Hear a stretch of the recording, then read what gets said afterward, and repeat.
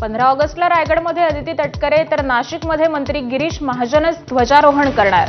शिवसेनेचे भरत गोगावले आणि दादा भुसेंच्या पदरी पुन्हा निराशा।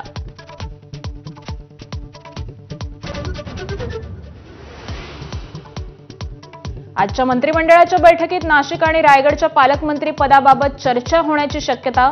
15 ऑगस्टला ध्वजारोहण कोण करणार याबाबतचा निर्णय जाहीर झाल्यानं नाराज मंत्री या संदर्भात प्रश्न उपस्थित करण्याची शक्यता।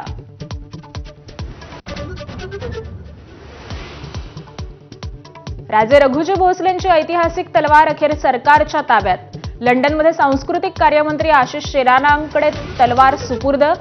तलवार घेतल्यानंतरची एक्सक्लुझिव्ह दृश्य माझावर।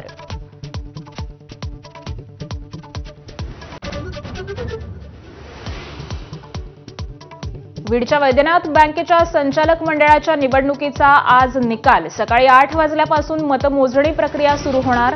निवडणुकीत मुंडे बहीण भावाची प्रतिष्ठा पणाला।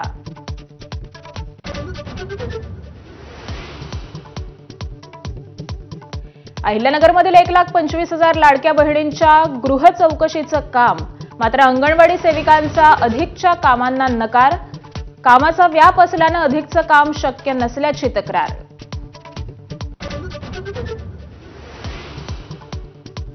कॉन्स्टिट्यूशन क्लब ऑफ इंडियाच्या सचिवपदासाठी आज मतदान। भाजपचे राजीव प्रताप रुडी आणि संजीव बलियानांमध्ये लढत। मतदारांमध्ये पंतप्रधान मोदी, अमित शहा, राहुल गांधी, सोनिया गांधी, खरगेंसारख्या दिग्गज नेत्यांचा समावेश।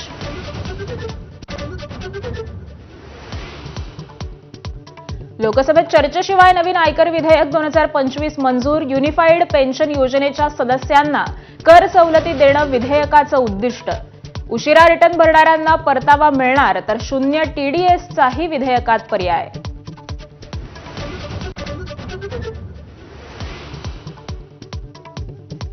इम्रान खानच्या जामीन अर्जावर आज पाकिस्तान सुप्रीम कोर्टात सुनावणी। इम्रान खानवर लष्करी आणि सरकारी इमारतींवरील हल्ल्यांना प्रोत्साहन दिल्याचा आरोप।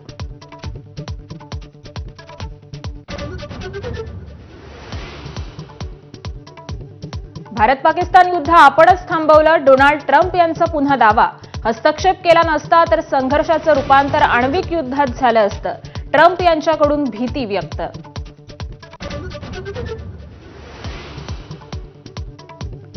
श्रावणात आज अंगारकी चतुर्थीचा योग। सकाळपासूनच गणपतीपुळे, सिद्धिविनायकसह अनेक गणपतीच्या मंदिरात भाविकांची गर्दी।